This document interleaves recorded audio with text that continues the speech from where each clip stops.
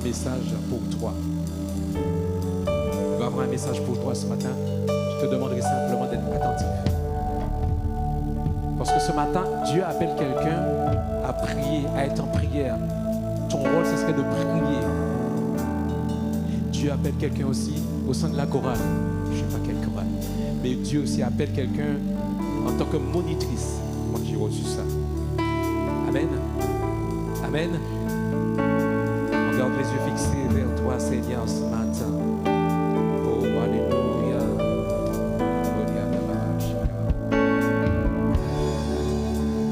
Fixé vers toi, j'oublie les problèmes autour de moi pour t'adorer, mon roi. Être guidé par toi, les yeux fixés.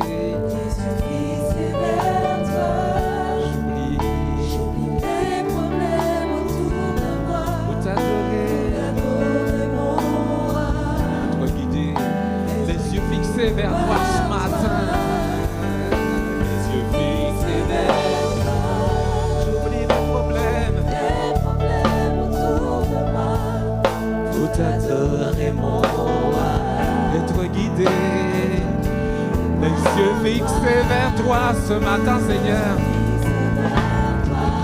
j'oublie les problèmes autour de moi. Je veux t'adorer, Seigneur. Je veux t'adorer. Je veux t'adorer. Je veux t'adorer. Je veux t'adorer. Est-ce que tu veux l'adorer ce matin, Église? Oui, Seigneur, je veux t'adorer.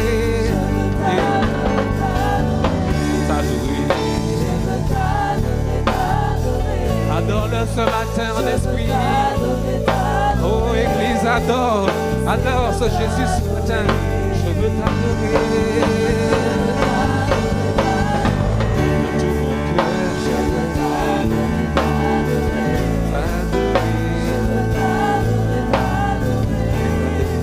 Adore. Je garde les yeux fixés vers toi ce matin, Seigneur.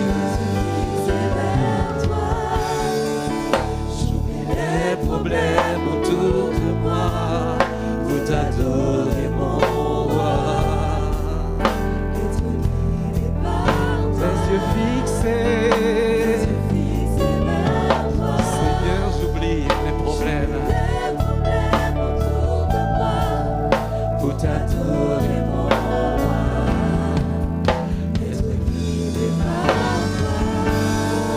Seigneur, nous voulons simplement présent, être guidé par toi, Seigneur. Nous voulons regarder à toi, non à nos problèmes et nos difficultés, mais à toi. Parce qu'il est question que tu t'occupes de nos problèmes et que nous nous occupons de tes problèmes, Seigneur. Merci pour notre pasteur éternel ce matin. Tu as mis un message en lui et que cette parole sorte avec puissance ce matin et que cette parole touche les cœurs, touche vos cœurs ce matin dans le nom de Jésus.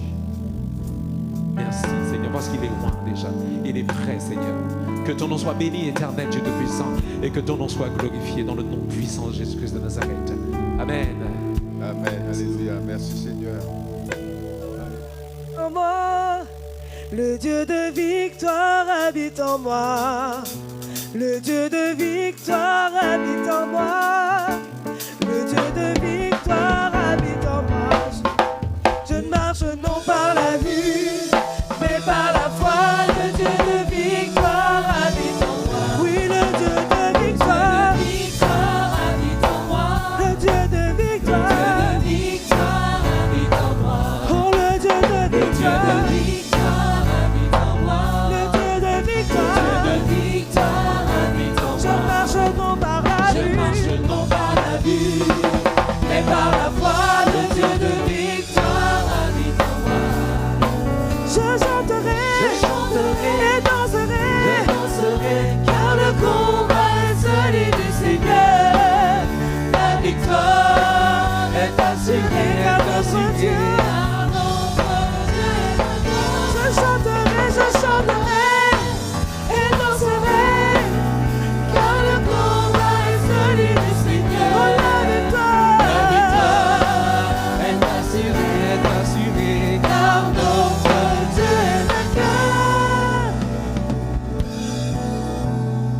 chapitre 2, versets 41 à 49. Luc chapitre 2, versets 41 à 49. Merci, cher Hubert. Merci les musiciens.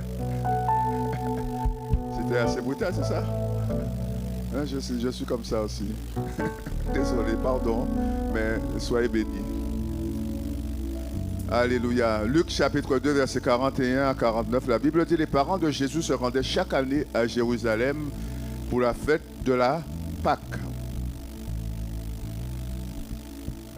Luc chapitre 2. Est-ce qu'il y a quelqu'un qui nous affiche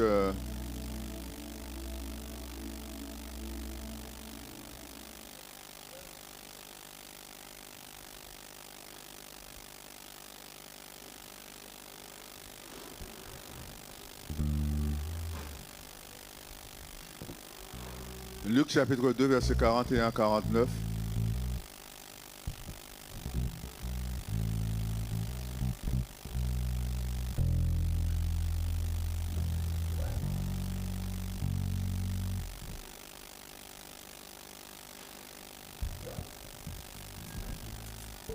Les parents de Jésus se rendaient chaque année à Jérusalem pour la fête de la Pâque. Quand Jésus eut 12 ans, ils y montèrent selon la coutume de la fête. Une fois la fête terminée, ils prirent le chemin du retour, mais Jésus, leur fils, resta à Jérusalem et ses parents ne s'en aperçurent pas. Ils supposaient en effet qu'ils se trouvaient avec leurs compagnons de voyage et firent ainsi une journée de marche. Ils se mirent alors à le chercher parmi leurs parents et leurs connaissances, mais ils ne le trouvèrent pas. Aussi retournèrent-ils à Jérusalem pour le chercher. 3 jours plus tard, ils le retrouvèrent dans le temple, assis au milieu des maîtres. Il les écoutait et il leur posait des questions. Tous ceux qui l'entendaient s'émerveillaient de son intelligence et de ses réponses. Ses parents furent très étonnés de le voir là, et sa mère lui dit: « Mon enfant, pourquoi nous as-tu fait cela? Tu sais, ton père et moi, nous étions très inquiets et nous t'avons cherché partout. Pourquoi m'avez-vous cherché? » leur répondit Jésus. « Ne saviez-vous pas que je dois m'occuper des affaires de mon Père? » Amen. Ça va encore? Vous allez bien?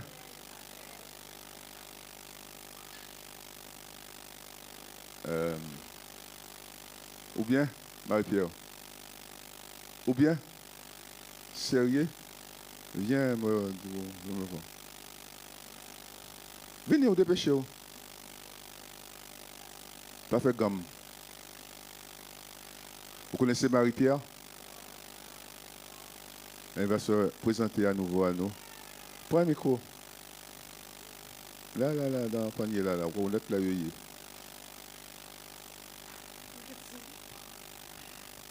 Bon. Alors, je m'appelle Marie-Pierre.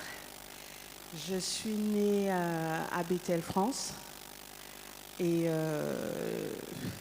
qu'est-ce que tu veux que je te dise parce que j'ai vécu ici 24 ans, en Guadeloupe. J'étais à la chorale avec mes bien-aimés. Et à la suite d'un divorce, je suis repartie chez moi en Martinique. Donc voilà. Et là, je suis en visite ici parce que je suis grand-mère. J'ai eu un petit garçon, petit-fils. Voilà. Voilà, mais on ne te connaît pas, il faut qu'on te connaisse. On partage des moments de culte avec des gens qu'on ne connaît pas. Ce n'est pas normal. Il faut que les gens se parlent. C'est ça la communion fraternelle. Amen, pasteur. Alléluia. En plus, elle est partie, elle dit aucune nouvelle, rien, pas un seul appel. Mais reste où est-ce que tu cours? Pas un seul appel. Que Dieu te bénisse, ma soeur Marie-Pierre. Moi, je suis contente d'être là. Tu es contente d'être là? Ah oui. Ah, d'accord. Ah oui, ça fait du bien. On va continuer. Amen. Merci. Amen. Sois béni. Donc, je disais qu'à chaque Pâques, les Juifs, parce qu'on parle de la Pâque juive, les Juifs avaient pour coutume de venir à Jérusalem parce que c'était là où était le temple. Et les parents de Jésus, on parle de Joseph et de Marie. Nous connaissons l'histoire miraculeuse de la naissance de Jésus, mais il a quand même vécu dans une famille, parce qu'on a vu tout à l'heure que le modèle que Dieu a posé dans ce monde, c'est le modèle de la famille. Donc Dieu respecte aussi son modèle. Donc il a grandi dans une famille avec un homme qui s'appelait Joseph et une femme qui s'appelait Marie. Et ce jour-là, la fête de Pâques durait une semaine. Une semaine. Et il faut savoir que de Jérusalem, de Nazareth à Jérusalem, il y avait environ 150, un peu moins de 150 kilomètres. Donc quand on partait à pied de Nazareth à Jérusalem ou de Jérusalem à Nazareth, ce sont des jours de marche. Ce n'est pas 15 jours de marche, ce n'est pas prendre une voiture, aller même à Bastia aux vieux habitants, mais c'était des jours de marche, 150 km de marche avec toute une famille, avec des enfants. C'était à peu près 3 jours, parce que si on compte 5 km heure, 10 heures par jour, ça fait à peu près 3 jours de marche.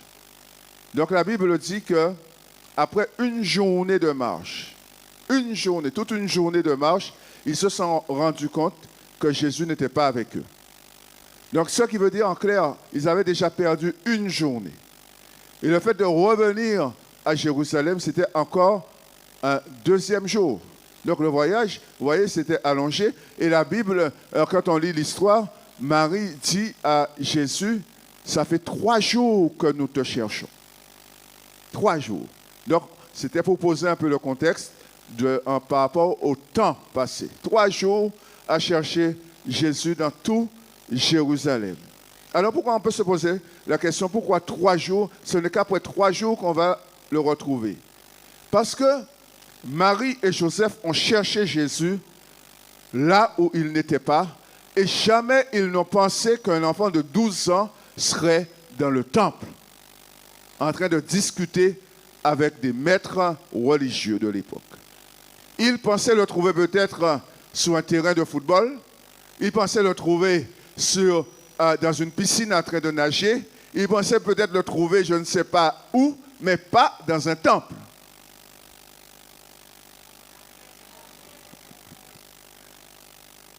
Un enfant de 12 ans, on le cherche, il est dans le temple en train de poser des questions, de recevoir les réponses et même parfois de commenter les réponses qui lui étaient données.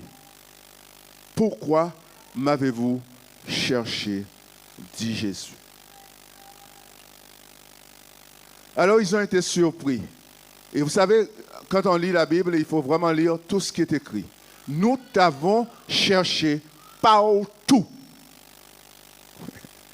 Et le dernier endroit où nous t'avons cherché, c'est le temple.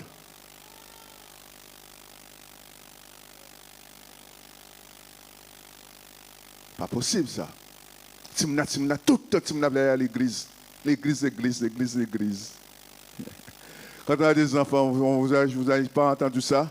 Toute la journée, cet enfant ne veut rester qu'à l'église. Mais il n'y a pas que l'église dans la vie. Il n'y a pas que Jésus dans la vie. Il y a aussi le sport. Il y a aussi le développement personnel. Il y a ça, il y a l'épanouissement. Il y a toutes sortes de choses. Le bien-être, parce qu'on remplace aujourd'hui tout par le bien-être.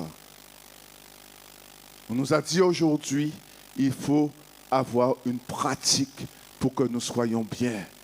Le bien-être. Alors, nous croyons masser. On ne pas dire pas masser, hein, mes amis. Je ne prêche pas contre ce que les gens font, hein, mais comprenez-moi bien. Donc, Marie et Joseph sont surpris de le trouver dans le temple. Et nous aussi, parfois, nous sommes surpris de voir que nos enfants sont attachés, non pas à un bâtiment, non pas à une église, mais sont attachés à Christ. Alors nous sommes parfois les premiers à leur dire qu'il faut qu'ils aillent s'amuser. Il faut qu'ils aillent parce que la vie est courte. Il faut que tu ailles, tu sortes. Il faut que tu vives, tu vois ce qu'est la vie. Qu'est-ce que la vie? Qu'est-ce que la vie? 12 ans. À l'âge de 12 ans, Jésus savait pourquoi il était dans ce monde et il savait quel était le sens de sa présence sur terre. À 12 ans. À 12 ans, il était en train de répondre à l'appel qui était sur sa vie. À 12 ans, il répondait à l'appel qui était sur sa vie. Alors on peut se poser la question, à quel âge sait-on à quoi nous sommes appelés? À quel âge allons-nous nous lever pour répondre à l'appel qui est sur notre vie? À quel âge? On a le temps? Moi, je ne pense pas qu'il y ait un âge pour cela. Je ne pense pas qu'il y ait d'âge pour cela, mais je crois que tous nous sommes appelés à vivre quelque chose de la part de Dieu. Nous sommes tous appelés à le servir parce que Dieu nous appelle tous des pierres vivantes et des pierres vivantes qui constituent un édifice qu'on ne voit pas, mais c'est le temple de Dieu. À quel âge vas-tu répondre à l'appel de Dieu? Vous savez, il y a un film, je ne sais pas si vous l'avez vu, un film, avant de croire qu'il est un film cowboy, mais c'est un western, qui avait pour titre « Le train sifflera 3 fois ». Vous connaissez? Vous l'avez entendu? Non? Mais c'est des vieux gens comme moi qui... Non?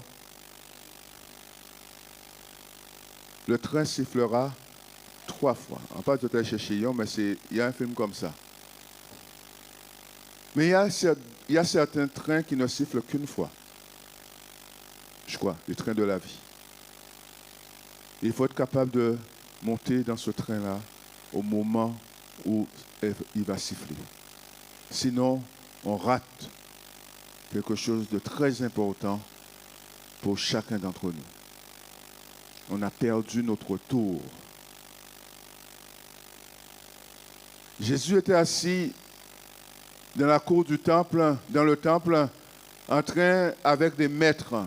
Ce sont des théologiens. C'étaient des rabbins.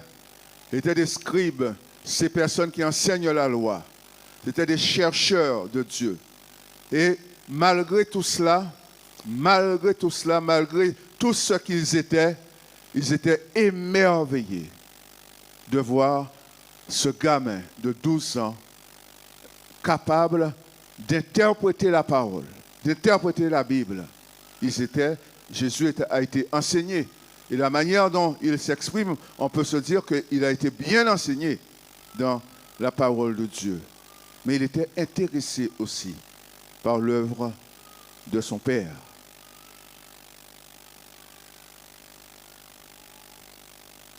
À l'âge de 12 ans, Jésus va répondre à l'appel de son Dieu et il va répondre de manière catégorique comme devant occuper une place importante. Et il dit à ses parents, « Pourquoi me cherchez-vous? Me cherchez-vous? Ne savez-vous pas que je dois m'occuper des affaires de mon Père ?» Il va se positionner comme étant quelqu'un à 12 ans qui répond à l'appel de Dieu, à l'appel de son Père. Il doit s'occuper de l'appel des affaires de son Père. Alors je me pose encore la question, à quel âge allons-nous répondre à l'appel de Dieu? Le plus tôt sera le mieux. Pourquoi je dis ça? Pourquoi je dis ça? Et pourquoi j'ai introduit avec ce passage? C'est que la Bible compare l'Église, l'ensemble des personnes qui constituent l'Église. Je ne parle pas du bâtiment, je ne parle pas de choses qu'on ne voit pas, de choses qu'on voit. La Bible compare l'ensemble des personnes qui composent l'Église comme un corps, comme le corps de Christ.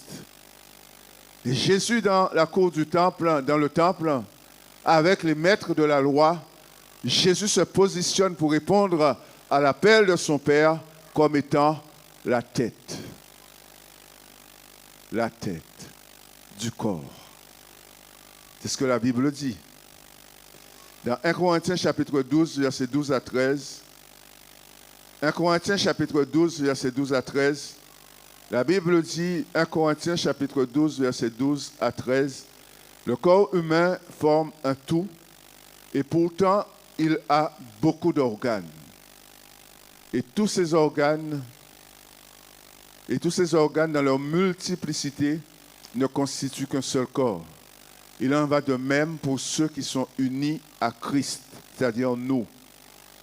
En effet, nous avons tous été baptisés dans un seul et même esprit pour former un seul corps. Que nous soyons juifs ou non juifs, esclaves ou hommes libres, c'est de ce seul et même esprit que nous avons tous reçu à boire. Nous sommes tous un même corps. La semaine dernière, nous avons beaucoup parlé du Saint-Esprit et de l'œuvre du Saint-Esprit dans l'Église et comment doit-on laisser sa place au Saint-Esprit pour qu'il puisse continuer à façonner l'Église comme Dieu lui-même le veut et comme lui-même le veut puisqu'il est Dieu. Et si nous lui laissons la possibilité d'œuvrer au milieu de nous et si nous lui laissons la possibilité d'œuvrer en nous, il continuera à faire ce travail de transformation pour que nous soyons véritablement l'image du Dieu vivant. Il doit occuper sa place en chacun de nous et il doit diriger nos vies comme la Bible nous le demande. Et Jésus disait que je vais vous envoyer cet autre consolateur et lui vous conduira dans toute la vérité. Alors si ce n'est pas le Saint-Esprit qui nous conduit, nous ne sommes pas conduits dans toute la vérité. Nous sommes d'accord. Et le Saint-Esprit, qu'est-ce qu'il va faire? Il va développer en nous la notion de corps. Et il va développer en chacun de nous cette notion de corps parce que nous sommes le corps de Christ et nous sommes chacun pour notre part un membre de ce corps. Donc si nous sommes membres de ce corps, comme chacun de nous, nous avons un corps qui se déplace parce que nous avons des pieds et qui parle parce que nous avons une bouche, qui regarde parce que nous avons des yeux, qui entend parce que nous avons des oreilles, de la même manière, le corps de Christ a des membres et nous sommes interdépendants les uns des autres. Parce que tout le corps, mon corps, vous savez, j'ai 2 oreilles. Je n'ai pas 10 000 oreilles, on va attendre de tout partout, c'est de là que j'entends. Mon pied ne veut pas dire, je de là, en bas, je ne veux pas de pied, je veux être oreille. C'est quoi ça? C'est quoi cette histoire? On peut de là, lever pied, on ne va pas mettre moi à terre en ses oreilles. Là. Qui ne va déplacer? Qui ne va marcher? Hein?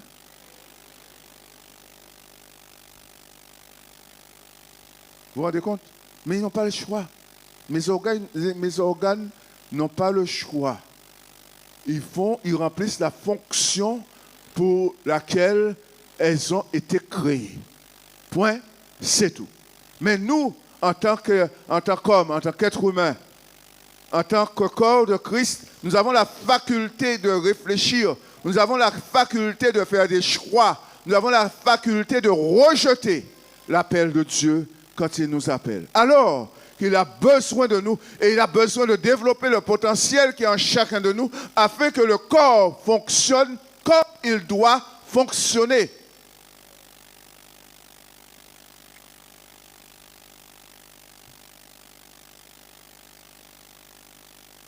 Alors, un petit malin ou une petite maline va me dire, mais pasteur, il y a des corps qui sont infirmes, il manque un membre, il manque un organe. Oui, c'est vrai, mais qui ne fonctionne pas bien. C'est un corps qui, s'il y a il y a des organes qui peuvent compenser, ça peut être compensé, mais si ce n'est pas compensé, ça peut être compensé par toutes sortes de méthodes ou machines ou médicaments. Mais il y a quelque chose, il y a un manque dans le corps. Et c'est pour ça, vous savez, nous avons tellement bien compris ça. Nous avons tellement bien capter que le corps a besoin de tous ses membres, mais en bonne santé, que des personnes vont investir, on va investir dans des personnes. Pourquoi? Pour soigner les corps, pour que les corps fonctionnent le mieux possible. Et c'est pour ça qu'il y a tant d'investissements. On a des médecins, on a toutes ces choses, des infirmiers, on a tout un corps médical pour nous aider à bien fonctionner et à garder les organes en bonne santé. Quand nous avons mal là, on va voir un médecin qui soigne là. Quand nous avons mal là, nous allons voir un médecin qui va soigner là. Pourquoi? Parce qu'ils ont développé des spécialités. Ils ont investi énormément parce que le corps a besoin de tous ses organes comme l'Église a besoin de tous ses membres pour fonctionner. Parce que nous sommes le corps de Christ, nous sommes la partie visible de Jésus dans ce monde. Ça va? Nous sommes, et je le répète, la partie visible de Jésus dans ce monde. Alors le Saint-Esprit, comme nous l'avons vu la semaine dernière, est celui qui comprend l'Église, est celui qui façonne l'Église, est celui qui dirige l'Église. Alléluia. Il fait tout ça. Et il fait en sorte que chacun d'entre nous, nous soyons conscients que nous avons un rôle à jouer dans le corps de Christ. Qu'est-ce qu'il va faire et qu'est-ce qu'il est en train de faire ce matin? Il est en train d'interpeller ceux qui dorment, ceux qui sont en sommeil, ceux qui ne se sont jamais positionnés pour agir dans l'intérêt de l'œuvre du royaume de Dieu. Il est en train de réveiller, il est en train de travailler les cœurs, il est en train de parler à ceux qui se sont endormis et qui se sont dit, oui, mais de toute façon, moi, en bas, vous quand on peut faire, en bas, ici, toutes les places sont occupées, toutes les nanana. Vous vous mentez à vous-même. On se ment à soi-même.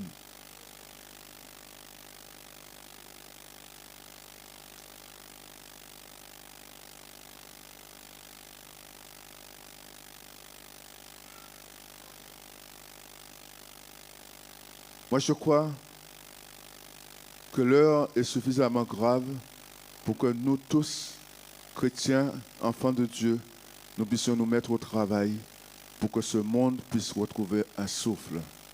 Ce monde, vous savez, nous vivons dans une société, cette société nous promet tellement de choses. Cette société nous a toujours promis des choses extraordinaires, la liberté. Nous aurons plus de liberté, plus de démocratie, plus de nous-mêmes, plus de connexion avec les autres. Et en fait, qu'est-ce que cette société est en train de faire de nous? Cette société est en train de nous dicter comment penser. Cette société est en train de nous dicter comment nous devons nous comporter. En pensant que nous sommes libres de penser, nous pensons comme cette société et nous enseigne à penser. Cette société, au contraire, on nous dit, vous serez connectés avec le monde entier, mais on n'a jamais été aussi seul. Les gens n'ont jamais pris autant d'antidépresseurs que maintenant dans ce monde, parce que tout le monde déprime. Il n'y a jamais eu autant de tentatives de suicide et de suicides que maintenant, alors qu'on nous a promis des progrès dans notre manière de faire. L'environnement dans lequel nous vivons est un environnement anxiogène et qui est en train de nous détruire. En train de nous détruire. Cette société va nous dire que Dieu n'existe pas. Il ne faut pas croire en Dieu. Et ceux qui croient en Dieu, ce sont ceux qui n'ont pas évolué et qui ne sont pas entrés dans le 21e siècle, qui n'ont pas progressé. Alors, mes bien-aimés, je vais vous dire quelque chose que peut-être que vous ignorez. Dans ce monde, il n'y a jamais eu autant de chrétiens maintenant qu'avant. C'est maintenant que les gens se convertissent. C'est maintenant que les gens cherchent Dieu parce qu'il y a de la souffrance dans les cœurs et dans les vies. Il y a de la souffrance. Ce monde est en train de nous mentir. Ce monde est en train de nous façonner pour que nous puissions rejeter Dieu. Mais nous savons qui est à l'origine de toutes ces pensées. Et nous savons qui est en train de dicter sa marche à ce monde. Aujourd'hui, on nous dit, vous n'avez pas besoin de réfléchir. Vous n'avez pas besoin de penser. Si tu as une question, va sur l'IA. Et l'IA va répondre à ta question. Oui, l'IA va répondre à ta question. Mais est-ce que c'est ta pensée? Est-ce que c'est toi qui as réfléchi? Est-ce que c'est toi qui as produit quelque chose? Non! Tu utilises la pensée des autres. Et cette pensée des autres, elle est orientée. Elle est orientée. L'IA va utiliser des choses du passé, pas les choses actuelles, ni les choses à venir, mais les choses du passé. Parce que ce sont des algorithmes qui se basent sur des recherches partout sur le net et des choses qui sont déjà là. Mes amis, nous devons nous réveiller en tant qu'Église de Dieu. Parce que nous sommes le corps de Christ. Et si nous sommes le corps de Christ, nous devons laisser le Saint-Esprit nous emmener dans un chemin que nous n'avons pas encore emprunté. Et là où nous n'avons pas encore marché, n'ayons pas peur de ce que ce Dieu va faire avec nous. N'ayons pas peur de ça. Parce que le monde veut nous broyer. Le monde, vous savez ce que le diable essaie de faire aujourd'hui? C'est de contrôler le début de la vie et contrôler la fin de la vie. Et il y arrive avec des textes de loi. Mais nous sommes l'Église de Dieu. Et nous devons rester la tête haute et marcher la tête haute. Même si le monde nous rejette, c'est pas grave. Nous sommes des enfants de Dieu et nous devons affirmer ce en quoi nous croyons. Parce que nous sommes ses enfants. Et ce que Dieu veut, c'est que nous soyons utiles à notre monde. Utiles, pas seulement à l'Église, mais à notre monde. Quand le monde, vous savez, aujourd'hui il y a tellement de recettes, on ne sait plus quoi manger. On nous dit ça c'est bon pour, ça c'est bon pour froid, ça c'est bon pour chair, ça c'est bon pour sang, ça c'est bon pour l'esprit, on ne sait pas quoi manger.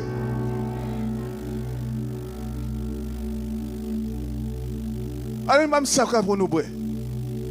Parce qu'à chaque fois nous avons nous regarder si on ne pas regarder nous de travail. C'est ça, cette liberté qui nous a été promise. Le corps de Christ doit rechercher la sainteté. Le corps de Christ doit refléter ce qu'est la tête, qui est Christ. Le corps de Christ doit se rechercher. Le corps de Christ doit s'unir. Le corps de Christ doit fonctionner ensemble, chaque membre. Et cela nécessite que tous les enfants de Dieu se lèvent pour agir dans le bon sens. Est-ce que vous êtes avec moi là? Oh, c'est bien, mes bien-aimés, de parler de Dieu. C'est de discuter de Dieu, des opinions sur Dieu. Mais ce que Dieu attend de nous, c'est que nous agissions dans un monde qui se perd. Est-ce que nous nous levons pour agir? Est-ce que nous voulons nous lever? Est-ce que tu veux répondre à l'appel de Dieu? Jésus, à 12 ans, il était avec les maîtres, les théologiens, ceux qui faisaient des recherches sur Dieu, la science de Dieu. Il était là avec eux dans la cour du temple. Il était en train de leur poser des questions, mais de commenter. Ça veut dire qu'il non seulement il connaissait la parole, pas parce qu'il est Dieu, pas parce qu'à 12 ans, c'est parce qu'il a été enseigné. Et vous savez, les petits enfants, les petits juifs, il y avait un âge où ils devaient apprendre tous les 5 premiers livres de la Bible, la Torah par cœur. Ils avaient un âge où ils devaient apprendre tout l'Ancien Testament, mais ils apprenaient mécaniquement les choses. Mais Jésus les a appris aussi les choses, mais il a compris ce qu'il a appris. Il a compris, il était en train de leur dire, n'est-il pas dit ça. Il a 12 ans. À 12 ans, il les confondait. Ils étaient surpris par voir parce qu'un jeune homme de 12 ans s'est levé à l'appel de son Dieu. Il avait 12 ans, il s'est levé parce qu'il avait l'appel de son Dieu sur son cœur. À quel âge vas-tu te lever pour répondre à l'appel de ton Dieu? Parce que le corps de Christ a besoin de toi. Le corps de Christ a besoin du membre que tu es pour mieux fonctionner. Et nous ne devons pas chercher d'excuses pour dire que l'autre jour j'ai essayé, on m'a fait honte. L'autre jour j'ai essayé, on ne m'a pas regardé. L'autre jour j'ai essayé, on m'a dit sors de là. Non, lève-toi et serve ton Dieu. Tu dois le faire. Parce que nous sommes un corps. Et nous ne sommes pas seulement un corps, nous sommes aussi le temple du Saint-Esprit. De 1 Corinthiens chapitre 3, versets 16 à 23. Et tout ça, c'est le travail que le Saint-Esprit est en train de faire au milieu de nous. Nous faire prendre conscience que nous ne pouvons pas être église seule chez nous. Nous ne pouvons pas être église sans laisser l'œuvre de Dieu se réaliser au milieu de nous. Nous ne pouvons pas être église en participant à des réunions le dimanche matin et en nous contentant de cela. Ce n'est pas ça l'église. L'église agit, l'église bouge, l'église fait des choses et propose des choses à cette société. Ne savez-vous pas, 1 Corinthiens chapitre 3, versets 16 à 23, ne savez-vous pas que vous êtes le temple de Dieu et que l'Esprit de Dieu habite en vous? Si quelqu'un détruit son temple, Dieu le détruira. Car son temple est saint et vous êtes ce temple, que personne ne se fasse d'illusion sur ce point. Si quelqu'un parmi vous se croit sage selon les critères de ce monde, qu'il devienne fou afin de devenir véritablement sage. Car ce qui passe pour sagesse dans ce monde est folie aux yeux de Dieu. Il est écrit en effet, il attrape les sages à leur propre piège, et encore, le Seigneur connaît les pensées des sages. Elles ne sont que du vent. Que personne ne mette donc sa fierté dans des hommes, car tout est à vous, soit Paul, soit Apollos, soit Pierre, soit le monde, soit la vie, soit la mort, soit le présent, soit l'avenir. Tout est à vous, dit la Bible. Tout est à toi, tout est à vous. Mais vous êtes à Christ et Christ à Dieu. Alors quand on lit ça, on se dit, mais Seigneur, qu'est-ce que... Non, mais c'est trop. En fait, quand on commence par dire que nous sommes le corps de Christ, ça on peut comprendre. Parce que nous avons un corps et nous pouvons imaginer le corps de Christ avec tous les membres qui fonctionnent en symbiose, dans une parfaite cohésion et qui fonctionnent bien pour qu'on soit efficace. Moi, je ne peux pas courir si mon bras là reste là et dit que je ne peux pas t'aider à courir. Je n'arriverai jamais à être aussi efficace si tout en moi se met dans le bon sens de la marche. Mais nous sommes encore, je le disais que ça nous pouvons comprendre. Mais quand la Bible nous dit que nous sommes le temple du Saint-Esprit, Dieu est en train de mettre la barre un peu plus haute, à un autre niveau. Nous avons, mes bien-aimés, des responsabilités en tant que corps pour faire fonctionner l'Église et le peuple de Dieu. Mais en tant que temple du Saint-Esprit, c'est encore à un autre niveau.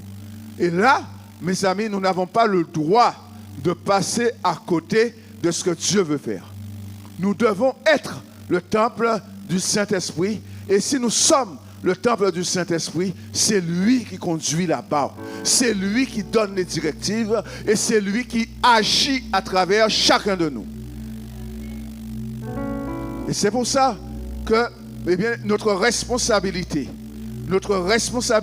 à chacun, c'est de chercher à la volonté de Dieu, mais non seulement à chercher la volonté de Dieu, mais à donner au Saint-Esprit la place dans le temple. Moi, j'ai lu dans la Bible, quand David voulait construire un temple, mais c'est Salomon qui l'a construit. Et quand ils ont voulu dédier ce temple à l'Éternel, qu'est-ce qui s'est passé? Qu'est-ce que vous savez ce qui s'est passé? Qu'est-ce qui s'est passé? Quand Dieu a dit, je mettrai mon nom dans ce temple, j'agirai dans ce temple. Quand quelqu'un viendra, c'est dans ce temple que je le bénirai. Qu'est-ce qui s'est passé? Qu'est-ce qui s'est passé? Vous ne savez pas? Aidez-moi à prêcher. Qu'est-ce qui s'est passé? Qu'est-ce qui s'est passé, jour-là, ça? Hein? Qu'est-ce qui s'est passé quand Salomon a dédié le temple à l'Éternel? Hein? Comment? Parlez fort bien. Moi, on parle avec conviction, avec force. Qu'est-ce qui s'est passé? Il m'était qu'à pleurer. Non, qu'est-ce qui s'est passé ce jour-là? La gloire de l'Éternel a rempli le temple. La nuée est descendue. Et cette voix s'est fait entendre. Pourquoi? Pourquoi, mes amis? Parce qu'un peuple à Jérusalem a donné à son Dieu l'Éternel sa place dans son temple. Alléluia. Sa place dans son temple. Mais pourtant, la Bible dit que Dieu n'habite pas dans un temple fait de la main de l'homme. Pourtant, la Bible dit que Dieu n'habite pas dans ce que l'homme a construit. Mais la gloire de Dieu, il a posé son nom sur le temple de Jérusalem. Et si Dieu a posé son nom sur le temple de Jérusalem, mais bien aimés, imaginons le temple que nous formons. La Bible dit que la gloire à venir est plus grande que la gloire passée. Et qu'est-ce qui s'est passé ce jour-là? On a dit que la gloire de Dieu est descendue sur le temple et a rempli l'espace. La nuée est descendue. Mais Jésus lui-même a dit, mais la gloire à venir est plus grande que cette gloire du passé. Et cette gloire à venir, ce n'est pas une gloire qui va arriver quand on sera mort, mais c'est une gloire actuelle. Maintenant, allez, now. Qui a fait ça en créole haïtien? Non, pas les mêmes. Les mêmes, c'est quoi d'autre? Pas trop blessé haïtien. Il dit tellement longtemps ici, il ne va pas me parler créole. Quoi? Qui a dit maintenant?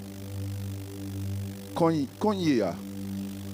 Même quoi, nous avons dit ça aussi en Guadeloupe, non? Quand il y a. C'est cette gloire, mes bien-aimés. Moi, je vous invite et je nous invite à rechercher cette gloire. Pas pour nous, pour que nous soyons réellement le reflet de ce que Dieu est et ce que Dieu veut faire. Sommes-nous le temple du Saint-Esprit? Sommes-nous le temple du Saint-Esprit? Il y a deux dimensions à ça, être le temple du Saint-Esprit. Est-ce que nous sommes le temple du Saint-Esprit? S'il y a un titre individuel, il y a ce titre collectif. Sommes-nous de manière collective le temple du Saint-Esprit? Sommes-nous de manière, vous savez, quand Salomon a construit le temple de Jérusalem, Salomon a fait venir du bois de Liban. Ils ont taillé des pierres. Les pierres n'ont pas été taillées à Jérusalem, mais ils ont été taillées en dehors de la ville, dans la carrière. Et ils ont pris les pierres. Chaque pierre était posée à sa place. Chaque bout de bois était posé à sa place. Pourquoi? Parce qu'ils ont respecté le plan que Dieu avait fourni. Ils ont fait en tout point comme le plan que Dieu avait fourni. Ce que je suis en train de vous dire ce matin, et ce que je suis en train de te dire ce matin, c'est que Dieu a un plan précis de là où chaque pierre doit être posée. Et pour que toi, en tant que pierre vivante, tu occupes la place dans le temple, là où tu dois être, il faut que tu te lèves et que tu dises, oui Seigneur, prends-moi et place-moi à la bonne place.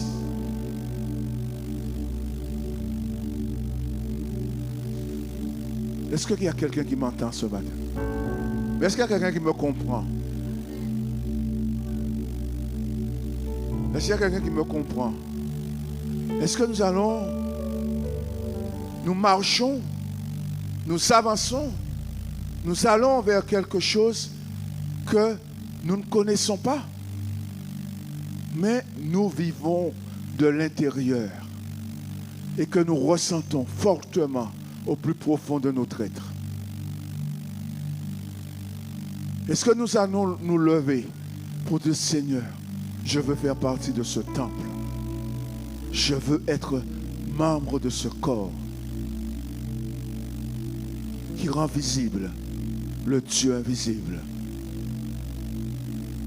et qui agit et qui continuera à agir au nom de ce Dieu invisible.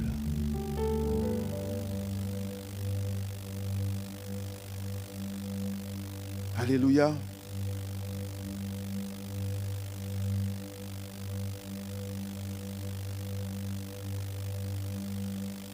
La question que je peux te poser ce matin, c'est: es-tu à ta place dans le corps de Christ?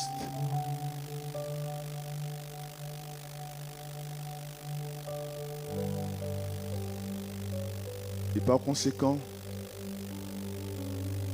fais-tu partie du temple de Dieu?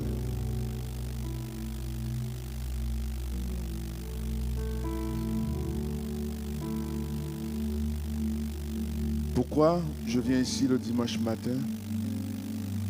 Est-ce pour assister à une réunion ou pour participer?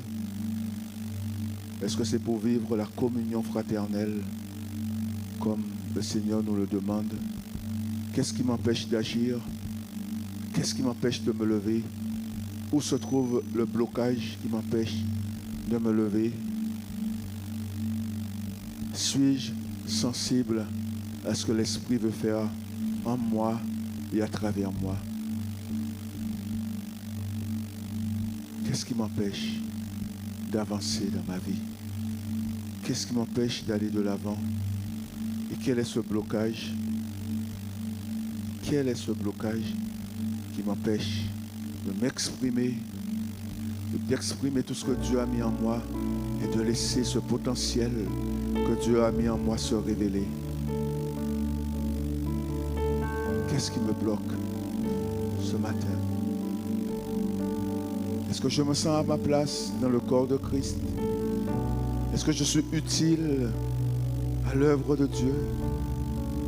Est-ce que je suis utile au royaume de Dieu? Bien-aimé, je n'attends pas de réponse de la part de qui que ce soit, parce que les réponses, ce n'est pas à moi de les recevoir. Mais je crois que chacun de nous, nous devons être honnêtes envers nous-mêmes. Je ne dis pas honnête envers Dieu, envers nous-mêmes. Et si nous le sommes envers nous, nous le serons avec Dieu. Et de dire, Seigneur, ce matin j'ai entendu ta parole. Je veux faire partie de ce corps et je veux être cette pierre qui sera placée à la bonne place dans le temple pour que le temple puisse vivre pleinement la gloire de Dieu.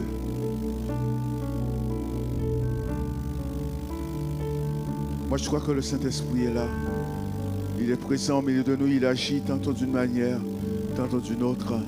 Parfois, mes bien-aimés, nous voulons dire à Dieu comment il doit agir. Et parfois, quand ça ne correspond pas à ce que nous nous attendions, nous pensons que le Saint-Esprit n'agit pas. Moi, j'ai lu dans ma Bible diverses manières où Dieu agit. Et parfois, c'est juste un murmure. Parfois, c'est juste un vent, un souffle doux qui passe et Dieu agit. Et mes bien-aimés, ce que je suis en train de dire, c'est que moi, je crois que Dieu est en train de t'interpeller par rapport à ton engagement envers lui, par rapport à ton positionnement en lui, parce qu'il a besoin que tous les membres de son corps soient à la bonne place. Oui, il s'agit de toi, il s'agit de moi, il s'agit de chacun de nous, mais il s'agit de toi, fortement de toi ce matin.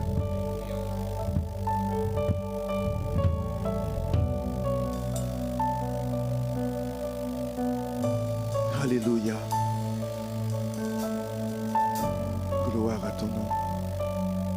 Alléluia, Seigneur. Nous te bénissons pour ta parole en ce matin, en ce lieu. Nous te bénissons pour tous ceux, Seigneur, mon Dieu, qui ont entendu cette parole. Oh, mon Dieu, quel que soit là où ils sont, tu parles au cœur. Tu te révèles. Tu appelles, Seigneur, parce que tu as besoin de chacun de nous. Parce que l'Église a besoin de chacun de nous. Parce que ce monde a besoin de nous. Oh Seigneur, Dieu de gloire, nous te prions. Moi, je te prie en cet instant que cette parole soit confirmée dans les cœurs. Que ta parole soit totalement confirmée dans les cœurs. Oh Jésus, que ta parole se confirme dans les cœurs. Parce que tu parles, Seigneur. Tu parles. Alléluia. Confirme ta parole. Confirme ta parole en cet instant. Et agis au milieu de nous. Agis au milieu de nous. Souffle sur nous. Souffle sur nous. Souffle sur nous. Alléluia. Oh, ton nom est grand. Ton nom est puissant et glorieux, mon Dieu. Merci, Seigneur Jésus. Alléluia. Durant ce chant, que la chorale va interpréter, je vais demander à ceux qui veulent la prière, tu te dis que je veux faire partie de ce corps, le corps de Christ. Oh, je veux vraiment être cette pierre qui sera à la bonne place dans le temple, afin de vivre la grandeur, la majesté, la magnificence, la beauté de Dieu, participer à la sainteté de mon Dieu. Alléluia, je vais vous demander de vous mettre debout à votre place. Et pendant ce chant de la chorale, n'hésite pas à te lever. N'hésite pas à venir vers ton Dieu. N'hésite pas à répondre à l'appel de ton Dieu. Jésus lui-même, à 12 ans, il avait déjà répondu à l'appel de son Dieu.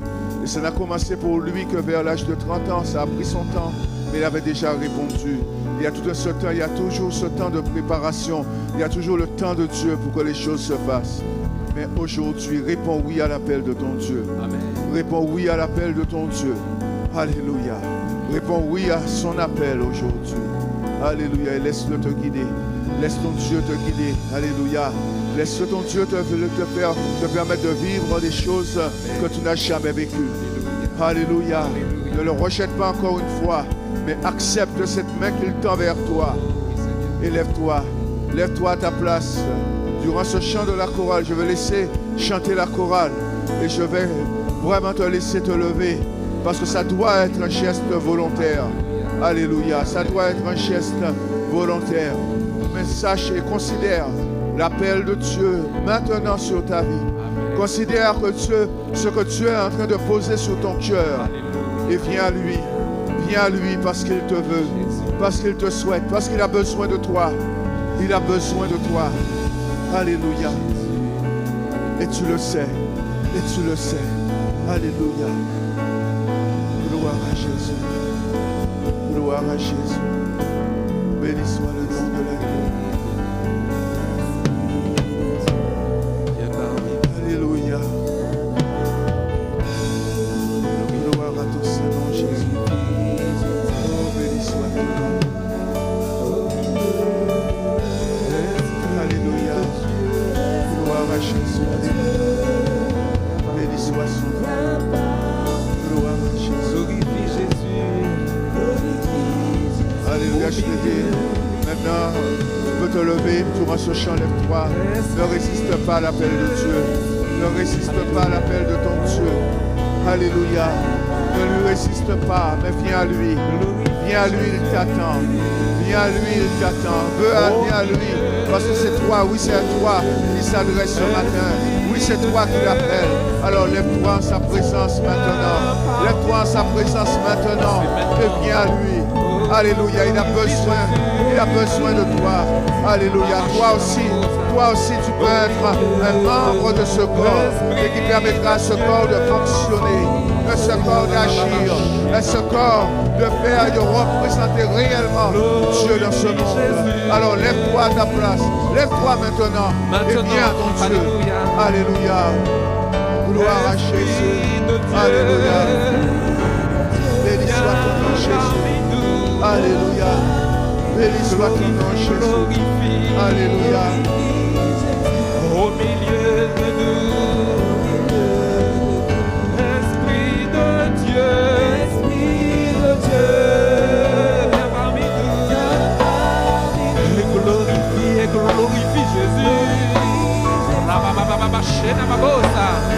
Esprit de Dieu, maintenant, Esprit de Dieu, viens parmi nous et touche maintenant. Esprit de Dieu, il passe dans les reins maintenant. Il touche maintenant. Esprit de Dieu, saisis les vies ce matin. Esprit de Dieu, oh, viens parmi nous. Car nous voulons voir, Seigneur, nous voulons, Seigneur, nous voulons vivre cette puissance, Seigneur. Allez, ta puissance, manifestez, Seigneur. Oui, nous voulons, Seigneur. Nous voulons, Seigneur. Ta puissance, Seigneur. Oh, manifestez, Seigneur. Saint-Esprit, nous voulons ce matin. Nous voulons que tu agisses, Saint-Esprit. Nous voulons que tu touches quelqu'un ce matin. Oh, Seigneur. Alléluia. Nous allons prier pour ceux qui se sont levés. Alléluia. Mes bien-aimés. Vraiment, le Seigneur est au milieu de nous ce matin. Alléluia. Et il parle à quelqu'un. Il parle à quelqu'un. Mais bien aimé, nous savons éviter certains dangers de notre vie. Nous savons analyser les choses parce que nous avons une intelligence. Alléluia. Et quand nous voyons un piment rouge, nous savons que nous devons éviter de le mettre dans notre repas si nous n'aimons pas le piment. Il y a des dangers qu'on ne voit pas. Il y a des dangers qu'on ne voit pas. Il y a ces dangers qui nous guettent qu'on ne voit pas. Alléluia. Il y a plein de choses qui se passent dans ce monde que tu ne vois pas. Et tu ne pourras pas les voir. Et ton Dieu t'appelle aujourd'hui. Alléluia. À te lever. À te lever pas pour lui, mais pour toi-même. Alléluia. Parce que tout est personnel. Tout est personnel. Alléluia. Donc Dieu t'appelle à te lever. Et je le répète, pas pour lui, mais pour toi. Alléluia. Parce qu'il y a des choses que tu ne comprends pas. Et que tu n'arriveras pas à comprendre ni à expliquer. Mais que tu ressens en ce moment. C'est l'appel de Dieu qui est sur ta vie. Alléluia. Lève-toi maintenant. Tout simplement. Et laisse Dieu te former. Alléluia. Laisse Dieu t'accueillir. Alléluia. Gloire à Jésus. Béni soit le nom de l'agneau de Dieu. Merci Seigneur. Alléluia. Gloire à Jésus. Nous allons prier. Alléluia. Alléluia. Alléluia. Merci Seigneur. Merci Seigneur. Alléluia. Est-ce que vous pouvez mettre un soutien pour vos frères et sœurs ce matin, bien-aimés? Est-ce que nous pouvons les accompagner par ce moment de prière? Est-ce que nous pouvons les accompagner par ce moment de prière ce matin, bien-aimés? Nous nous unissons de nos frères et sœurs qui se sont levés ce matin pour se rapprocher de Jésus pour être au service de Jésus. Alléluia. Maintenant, Seigneur Jésus, nous te bénissons, Seigneur. Nous te disons gloire à toi. Nous te disons merci pour vraiment, Seigneur mon Dieu, nos frères et sœurs qui se sont levés ce matin. Ils ont entendu ton message ce matin. C'est tombé dans leur cœur ce matin et promptement ils se sont levés. Mais je sais aussi qu'il y a quelqu'un qui ne s'est pas levé ce matin. Je sais aussi que tu ne t'es pas levé, mais Jésus t'appelle. Donc Jésus t'appelle ce matin. Jésus t'appelle à être ce serviteur ou cette servante pour le servir. Ce n'est pas n'importe qui t'appelle, c'est Jésus qui t'appelle. Ce n'est pas l'église qui t'appelle, mais c'est Jésus qui t'appelle. Ce n'est pas le pasteur qui t'appelle, mais c'est Jésus qui t'appelle ce matin. Réponds à cet appel, réponds à cette demande, parce que Jésus a besoin de toi. Jésus a besoin de toi ce matin. Il a besoin de ta vie, il a besoin de ton cœur. Il a besoin de changer quelque chose en toi. Il a besoin de te transformer. Et la gloire de Dieu est là ce matin. Il te saisit maintenant. Il te saisit maintenant. Il te saisit maintenant. Et il fait la différence, Jésus. Parce que Jésus, il est monté à la croix pour ça. Pour le changement. Pour que tu sois sauvé. Pour que tu lui dises oui, amen, alléluia. Et c'est ce matin, Ne quitte pas ce lieu ce matin sans ne pas répondre à cet appel qui est important. Oh, combien important, bien-aimé. Jésus t'appelle. Jésus de Nazareth t'appelle. Jésus le Sauveur t'appelle. Celui qui est venu te sauver, il t'appelle ce matin. Réagis. Ne reste pas statique ce matin. Ne reste pas figé à ta place, mais réponds à Jésus. Je te bénis pour mon frère et ma soeur qui a très bien compris ce message. Qui a très bien compris ce message. Quand Jésus dit oui, il est pour toi. Quand Jésus te dit de lever, il est avec toi. Qu'est-ce que tu as à craindre? As-tu une peur? Non, tu n'as pas à avoir peur parce que Jésus il est ton assurance. Jésus il est ton assurance. Jésus il est la source intarissable. Tu peux aller dedans ce matin et tu peux être en toute sécurité. Jésus de Nazareth. Jésus de Nazareth, il te tend la main ce matin, bien-aimé. Il te tend la main ce matin et tend ta main à lui. Approche ton cœur de son cœur ce matin. Il veut t'aider, il veut te sauver. Il veut te faire cette grâce que personne d'autre ne pourra te faire. La grâce de le recevoir. La grâce de souper avec lui. La grâce d'ouvrir la porte de ton cœur à Jésus ce matin. S'il te plaît, bien-aimé. S'il te plaît, bien-aimé. Fais cette démarche ce matin. Fais cette démarche ce matin. Nous savons comment le monde est gangréné. Nous savons que le monde n'a rien à nous offrir. Mais Jésus a tout à t'offrir. Amen. Jésus a tout pour toi en réserve. Il a tout réservé pour toi ce matin. Veux-tu le recevoir? Veux-tu l'accepter? Veux-tu l'accepter ce matin comme sauveur? Et Shakamaba. Merci Seigneur.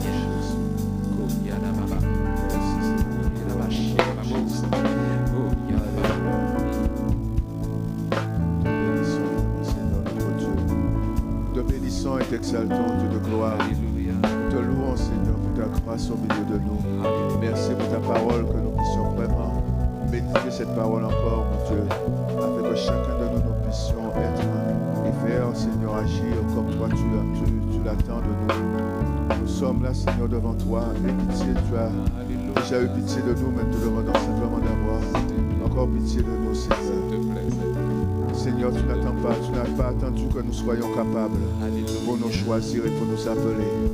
Seigneur, sois béni vraiment pour tout ce que tu développes en chacun de nous. Nous voulons, Seigneur, Dieu de gloire.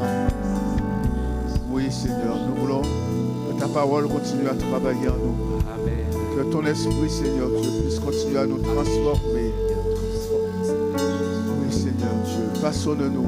Oui, Seigneur. Façonne-nous, mon Dieu. Oui, Père. Alléluia. Touche chacun de nous ce matin et façonne-nous, Seigneur, à la gloire de ton nom. Façonne-nous, Seigneur, afin que nous soyons des instruments utiles pour le royaume. Façonne-nous, Seigneur, Dieu de gloire. Oh, nous avons besoin d'être touchés par toi maintenant. Nous avons besoin d'être touchés par toi ce matin même. Nous avons besoin, Seigneur, mon Dieu, d'être touchés par le Dieu Tout-Puissant. Seigneur, touche-nous maintenant. Touche chacun de nous maintenant. Touche-nous, Seigneur. Touche ton serviteur. Touche tes servantes. Touche chacun de nous ce matin, Seigneur Dieu. Parce que nous avons besoin d'être touchés par toi. Nous avons besoin d'être touchés par toi. Nous avons besoin, Seigneur, d'être touchés par toi maintenant. Touche-nous, Seigneur. Touche-nous. Alléluia. Oh Seigneur Jésus. Alléluia. Gloire à toi, Jésus. Merci Seigneur. Gloire à ton Seigneur. Merci Jésus. Alléluia. Que le nom de Jésus soit béni. Que le nom de Jésus soit élevé. Alléluia. Que son nom soit glorifié en ce lieu. Que son nom soit élevé en ce lieu. Alléluia. Alléluia. Alléluia. Béni soit le nom de Jésus. C'est le nom qui est au-dessus de tout nom. Amen. C'est le nom qui a été élevé. Alléluia. Qui est élevé encore aujourd'hui, c'est le nom de Jésus. Alléluia, il n'y a pas d'autre nom. Il n'y a pas d'autre nom par lequel l'homme peut être sauvé que par le nom de Jésus. Alléluia. Et ce matin, il est question de Jésus au milieu de nous. Il est question de ce jeune homme qui s'est levé un jour, à 12 ans, il a dit, il faut que je m'occupe des affaires de mon père. Et ces affaires de son père, mes bien-aimés, toi tu en faisais partie. Toi tu en faisais partie parce qu'il avait déjà une vision de cette œuvre qu'il devait accomplir. Et toi tu faisais partie de cette vision, de la vision qu'il avait déjà dès son plus jeune âge, de ce qu'il allait accomplir, de ce qu'il allait révéler au monde, de ce comment il allait agir dans ce monde. Tu faisais partie de son projet, tu faisais partie de son plan, tu faisais partie de tout ce qu'il voulait réaliser. Et il a été jusqu'au bout de sa mission parce que tu as toujours été dans son cœur. Parce que tu as toujours été dans son cœur. Alléluia. Gloire à Jésus. Merci Seigneur.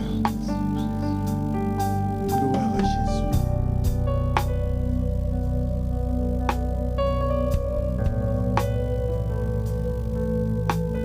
Merci Seigneur.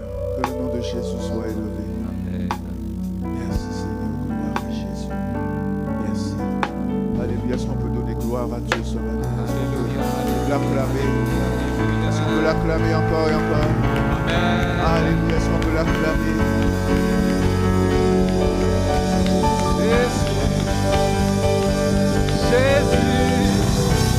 Jésus, son nom est Jésus. Alléluia. Jésus, acclame Jésus, acclame Jésus pour son amour, pour sa grâce, pour sa paix.